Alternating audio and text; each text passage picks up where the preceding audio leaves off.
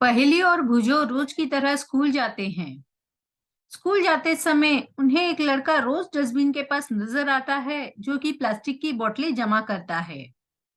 एक दिन पहेली भुजो से पूछती है, भुजो देखो, यहाँ लड़का रोज सुबह डस्टबिन के पास आके प्लास्टिक की बोतल जमा करता है। क्या इसे गंदा नहीं लगता होगा? तब भुजो पहेली से कहता है कि पहेली यह शौक से नहीं करता, यह इसकी मजबूरी है। इसके पेरेंट्स बहुत गरीब हैं और यह उनकी हेल्प करने के लिए यह काम करता है। प्लास्टिक की बोतल जमा करके यह मार्केट में बेचता है, जिससे इसे कुछ पैसे मिलते हैं। और यही नहीं, इसके जैसे बहुत से बच्चे हैं जो मजबूरी में यह काम करते हैं। ऐसा ही एक चैप्टर ईवीएस के बुक में भी है। तुम उसे घर जाके जरूर पढ़ना, जिससे तुम्हें पता चल जाएगा कि यह ये काम क्यों करते हैं। तब पहेली घर जाकर क्लास 5th की ईवीएस की बुक खोलती है, जिसमें वह चैप्टर नंबर 18 निकालती है, जिसका नाम होता है नो प्लेस फॉर अस। और वह ये लेसन पढ़ना शुरू करती है।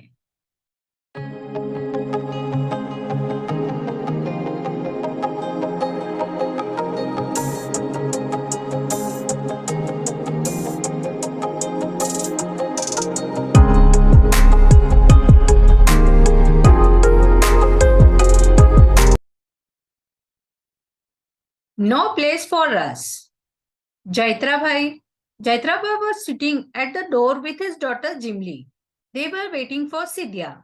It was almost night, but Sidhya had not come home. अब जैत्रा भाई जो थे वह उनकी बेटी जिमली के साथ घर के दरवाजे पे बैठे हुए थे और सिद्धिया का वेट कर रहे थे।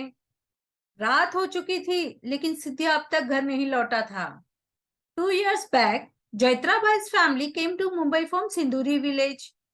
2 साल पहले जैत्रा भाई का परिवार सिंदूरी गांव से मुंबई आया था। Here they only knew the family of a distinct relative. Mumbai में वहां सिर्फ उनके दूर के रिश्तेदारों को पहचानते थे। With their help, जैत्रा भाई began to repair torn fishing nets. और मुंबई में उनके दूर के रिश्तेदारों की मदद से उन्होंने फिशिंग नेट्स को रिपेयर करना शुरू किया। But the money he got was not enough. They had to pay for the medicines, food, school fees, and rent for house. Here they even had to buy water. लेकिन उससे जो भी पैसे आते थे वहां काफी नहीं थे, क्योंकि मुंबई में बहुत खर्चे थे। उनको दवाइयों के लिए खर्च करना पड़ता था, उनको खाना खरीदना पड़ता था, स्कूल की फीस भरनी पड़ती थी, घर का किराया देना पड़ता था, यहाँ तक कि पानी भी खरीदना पड़ता था। Young Sidhya also had to work in the nearby fishing factory to earn some money. और जो सिद्धिया था वह भी पास की फिश की फैक्ट्री में काम करता था, जिससे वह कुछ पैसे कमाता था। From 4 o'clock till 7 o'clock in the morning, he cleaned and stored the big and small fish. सुबह के 4 बजे से 7 बजे तक वह छोटी और बड़ी फिश को साफ करके स्टोर करता था। Then he would come home, take a nap and go to the school in the afternoon. फिर वहां घर आता था, एक छोटी सी नींद लेता था और दोपहर में स्कूल जाता था। In the evening, he would wander around the vegetable market. He would help some maims up to carry her bags or go to the railway station to pick up empty bottles and newspaper to sell to the कबाड़ी वाला। शाम को वह vegetable market जाता था और कुछ मेमसाब्स को उनके बैग उठाने में हेल्प करता था, या फिर रेलवे स्टेशन पे जाके खाली बोतलें और न्यूज़पेपर जमा करता था और उसे कबाड़ी वाले को बेचता था। Somehow they were manage their life in the city. और किसी तरह से वह शहर में अपना जीवन बिता रहे थे। It was night, but Sidhya had not come home. रात हो चुकी थी, लेकिन अब तक सिद्धिया घर नहीं आया था। Jimly was watching a dance on TV through the neighbor's window. Jimli पड़ोसियों की खिड़की में खड़े होकर टीवी पे डांस देख रही थी। But Jaitra did not like watching TV. लेकिन जैत्रा को टीवी देखना बिल्कुल पसंद नहीं था। Here everything was so different. The day would pass running around for work, but the evening brought back old memories. यहाँ पर हर चीज बहुत अलग थी। दिन तो किसी तरह काम में गुजर जाता था, लेकिन शाम को पुराने दिन याद आते थे। रिमेम्बरिंग ओल्ड डेज, पुराने दिनों की यादें।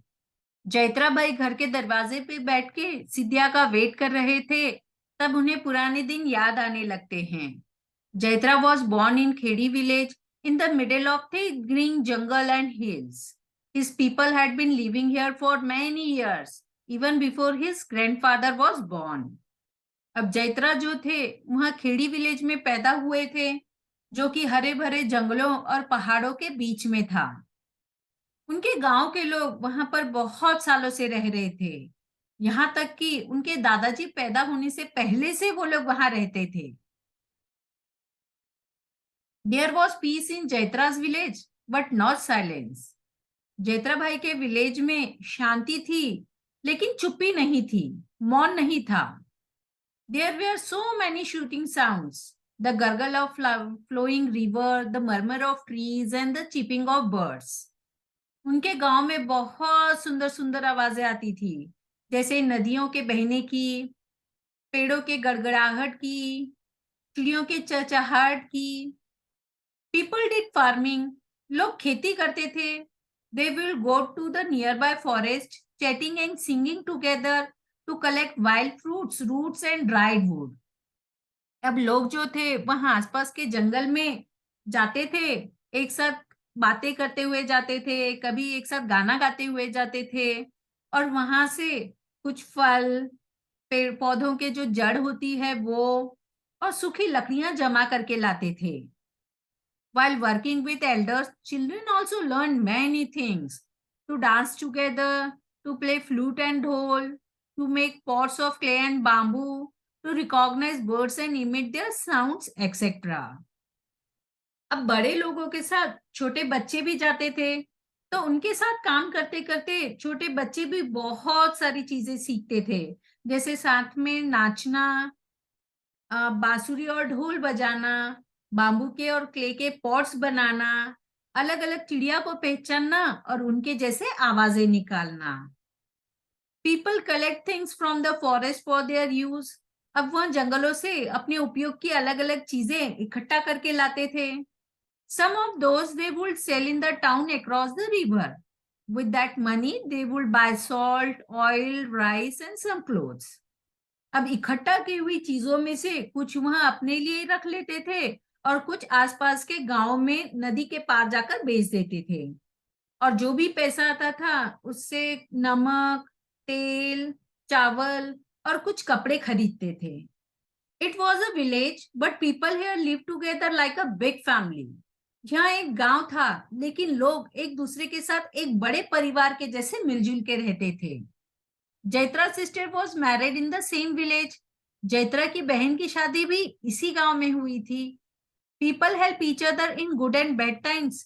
The Elder would arrange wedding and settle quarrels. अब लोग जो थे वह अच्छे और बुरे समय में एक दूसरे की मदद करते थे, और गांव के जो बड़े बूढ़े थे वह शादियां अरेंज करते थे, और गांव में अगर किसी का झगड़ा हो जाए तो उनके झगड़े भी निपटाते थे। Jaitra was now a strong young man. अब जैत्रा बड़ा हो चुका था। He worked hard in the field and caught fish from the big river. वहां खेतों में काम करता था और बड़ी नदियों में जाके मछलियां पकड़ता था। He and his friends would go to the forest to collect fruits, roots and plants for medicines and fish from the river to sell these in the town. वहां और उसके दोस्त जंगल में जाके अलग अलग प्रकार के फल, जड़ें और पौधे इकट्ठा करते थे, जिससे कि वहां दवाइयां बनाते थे, और नदियों में से मछलियां भी इकट्ठा करते थे, ताकि वहां उसे आसपास के बड़े गांवों में या फिर शहरों में जाकर बेच सके। During festival time Jaitra will dance and play the drums with boys and girls of his age. और जब त्योहार होता था तब जैत्रा उसकी उम्र के लड़के और लड़कियों के साथ डांस करता था और ड्रम बजाता था। Across the river, नदी के पार, one day the people of Khedi heard that a big dam was to be built on the river. For this, A big wall will be built to stop the flow of the river. Khedi and many nearby villages in that area will be drawn under water. The people will have to leave their villages and their lands on which their forefathers had lived for centuries. अब एक दिन खेड़ी गांव के लोगों को सुनने में आता है कि नदी पे एक बहुत बड़ा डैम बनने वाला है, जिसके लिए नदी पे एक बहुत बड़ी दीवार बनाई जाएगी, जिससे कि नदी के पानी का बहाव रुक जाएगा।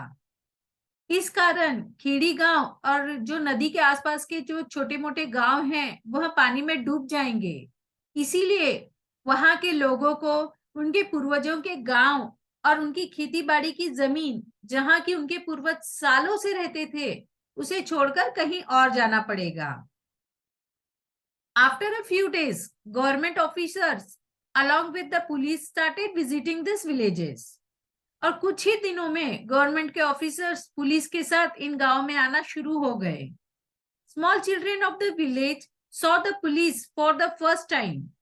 Some children would run after them and some would get scared and start crying. गांव के जो छोटे बच्चे थे उन्होंने पुलिस पहली बार देखी थी, इसीलिए कुछ बच्चे उनके पीछे भागते थे और कुछ उन्हें देखकर डरते थे और रोना शुरू हो जाते थे। The officials measure the width and length of the river, the fields, forest and houses. अब जो गवर्नमेंट के ऑफिसर्स थे उन्होंने वहां के जो नदी है, वहां की खेती बाड़ी, वहां के जंगलों, वहां के घरों का लेंथ और विड्थ नापना शुरू कर दिया और वहां का मेजरमेंट लेना शुरू कर दिया। They called meeting with the elders of the village. उन्हें गांव के बड़ों को बुलाया और उनके साथ मीटिंग की। They said villages on the bank of the river will have to be removed.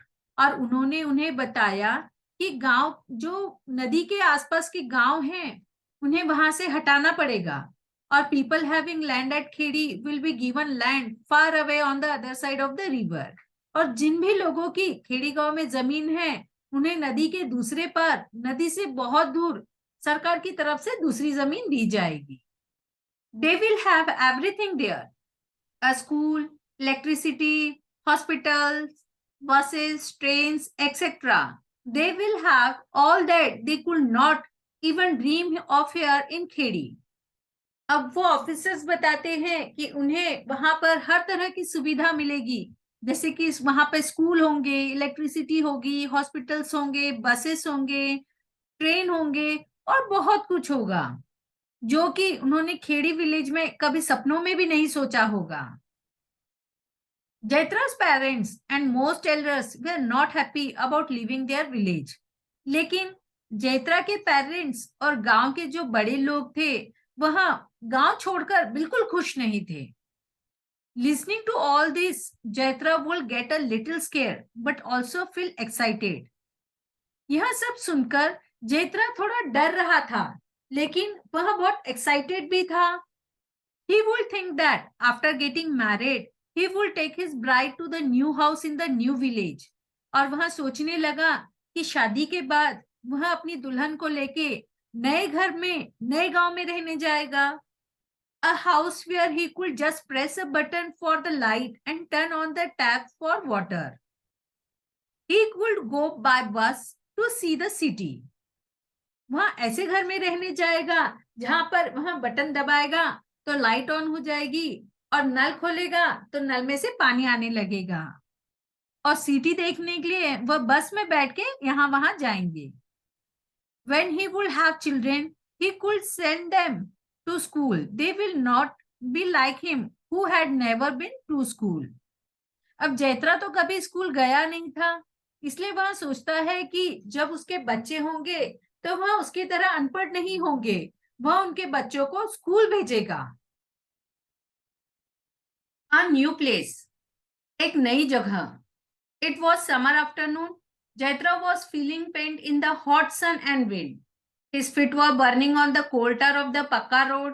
There wasn't a single tree to offer some shade. Just a few houses and shops. Jaitra was on his way home after buying medicines. गर्मियों के दिन थे। गर्म धूप और हवा के कारण जैत्रा को बहुत थकान महसूस हो रही थी। उसे चक्कर आ रहे थे। उसके पैर कोल tar से बने पक्के रास्तों पर जल रहे थे। वहां पर एक भी पेड़ नहीं था जिसकी छांव में वह थोड़ी देर आराम कर सके। वहां पर सिर्फ कुछ दुकानें और घर ही थे।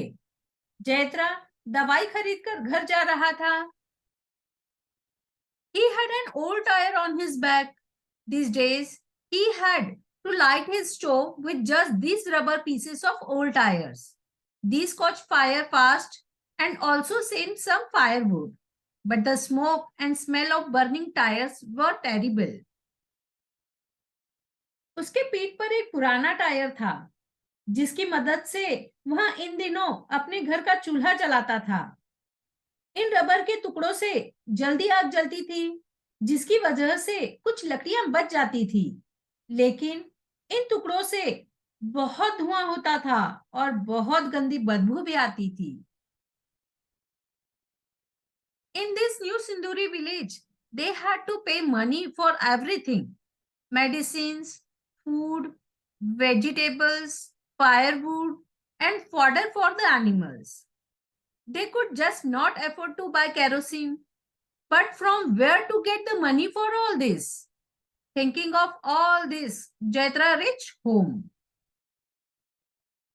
इस नए सिंदूरी गांव में उन्हें हर चीज के लिए पैसे खर्च करने पड़ते थे, जैसे कि दवाइयाँ, खाना, सब्जियां, लकड़ियां, जानवरों का खाना और बहुत कुछ। उनके पास इतने भी पैसे नहीं होते थे कि वह केरोसिन खरीद सके, लेकिन यह सब जरूरतें पूरी करने के लिए पैसे कहाँ से आएंगे, यह सोचते हुए जैत्रा घर पहुंचता है। The roof, made of a tin sheet, made the house hot like an oven. Jaitra's wife had high fever. His daughter Jimli was rocking her little brother Sidhya to sleep in her lap. After all, there was no other older person with them. Jaitra's parents had been so sad about leaving Khedi that they had died before he moved here. Tin से बनी घर की छत ने घर को तंदूरी जैसा गर्म कर दिया था। जैत्रा की पत्नी को बहुत तेज बुखार था। उसकी बेटी जिमली अपने छोटे भाई सिदिया को गोद में लेकर सुला रही थी। आखिर उनके घर में कोई बुजुर्ग व्यक्ति नहीं था। जैत्रा के माता पिता खेड़ी छोड़ने से इतने दुखी थे कि यहाँ आने से पहले ही उनकी मृत्यु हो गई थी।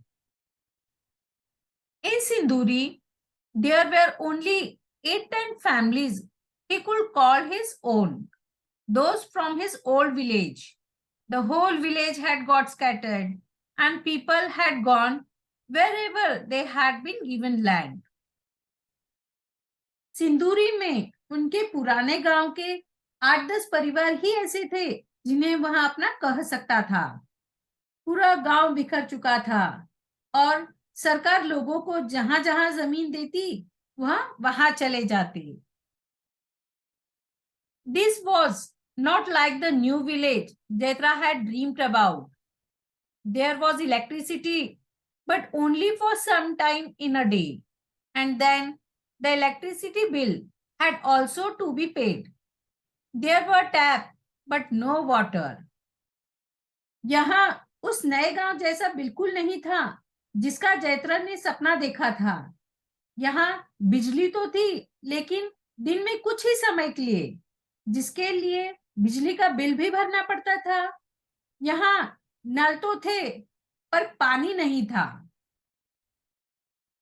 In this village, Jaitra got just one roof in a tin shed. It had no place to keep the animals. He also got a small piece of land, but that was not good for farming. It was full of rock and stones. Still, Jaitra and his family worked very hard, but they could not grow much on the field and could not make enough money even to buy seeds and fertilizers. In Khedi, people did not fall sick often. इस गांव में जैत्रा को tin से बना सिर्फ एक ही कमरा मिला था। यहाँ पर जानवरों को रखने के लिए जगह भी नहीं थी। उसे एक जमीन का टुकड़ा भी मिला था, लेकिन वहां खेती करने के लिए अच्छा नहीं था। वहां चट्टानों और पत्थरों से भरा पड़ा था। फिर भी जैत्रा और उसके परिवार ने बहुत मेहनत की, लेकिन वहां खेती में ज्यादा नहीं उगा सके और इतना भी पैसा नहीं कमा सके कि बीज और खाद खरीद सके। खेड़ी गांव में लोग ज्यादातर बीमार ही नहीं पड़ते थे। If someone fell ill, there were many people who knew how to treat them with medicines made from plants. People felt better after taking those medicines. Here in Sinduri, there was a hospital, but it was difficult to find doctors, and there were no medicines. Khedi गांव में लोग ज्यादातर बीमार ही नहीं पड़ते थे, और अगर कोई बीमार पड़ भी गया तो वहां पर बहुत से लोग थे जिन्हें यह पता था कि पौधों से बनी दवाइयों से उनका इलाज कैसे करें। उन दवाइयों को लेने के बाद लोगों को बेहतर महसूस होने लगता था, उनकी बीमारियां ठीक हो जाती थी। यहाँ सिंदूरी में अस्पताल थे, लेकिन डॉक्टरों को ढूंढना मुश्किल था और दवाइयां भी नहीं थी। There was a school here, but the teacher did not care much about the children from Khedi village. These children found it difficult to study in a new language. The people of Sinduri did not welcome the newcomers from Khedi. They found their language and way of living strange. They made fun of the Khedi people by calling them unwanted guests. Not much of what he had dreamed had come true. यहाँ सिंदूरी में school तो थे, लेकिन teacher Khedi गांव से आए बच्चों की ज्यादा परवाह नहीं करते थे। बच्चों को नई भाषा में पढ़ाई करने में बहुत परेशानी होती थी। सिंदूरी के लोगों ने खेड़ी गांव से आए लोगों का स्वागत नहीं किया। सिंदूरी के लोगों को खेड़ी गांव से आए लोगों का रहन सहन, उनकी भाषा बहुत अजीब लगती थी। वह खेड़ी गांव से आए लोगों को बिन बुलाए मेहमान कहकर उनका मजाक भी उड़ाते थे। उसने जो सपने देखे थे वह सच नहीं हुए। Some years later, कुछ सालों बाद, Jaitra stayed for a few years in Sinduri. The children were also getting older, but Jaitra's heart was not here in Sinduri. He still misses old Khedi. Jaitra सिंदूरी में कुछ साल रहे, बच्चे भी बड़े हो रहे थे, लेकिन जैत्रा का मन सिंदूरी में नहीं लग रहा था। उन्हें अभी भी अपने पुराने गांव खेड़ी की बहुत याद आती थी। But there was no Khedi now. There was a big dam and a big lake of collected water in and around Khedi. Jaitra thought, if we are to be called unwanted guests, then at least let us go to some place where our dream can come true. Jaitra sold his land and his animals and came to Mumbai. Here he started a new life with his family. His only dream was to send his children to school, to give them a better future, a better life. लेकिन अब वहां कोई खेड़ी गांव नहीं था। वहां पर एक बड़ा डैम था और एक पानी की झील थी जिसमें पानी जमा था। तब जैत्रा ने सोचा, यहाँ पर हमें बिन बुलाए मेहमान कहा जाता है, तो हमें ऐसी जगह जाना चाहिए जहां हमारे सारे सपने पूरे हो सके। जैत्रा अपनी जमीन और जानवर बेचकर मुंबई आ गया। मुंबई में उसने अपने परिवार के साथ एक नई शुरुआत की। उसका एक ही सपना था कि अपने बच्चों को स्कूल भेज सके, ताकि उनका भविष्य अच्छा हो और वह एक बेहतर जिंदगी जी सके। Here too, things were not easy, but he hoped that things would get better. यहाँ भी चीजें आसान नहीं थी, लेकिन उन्हें उम्मीद थी कि चीजें शायद बेहतर होंगी। Jaitra started saving money to repair his one-room shack.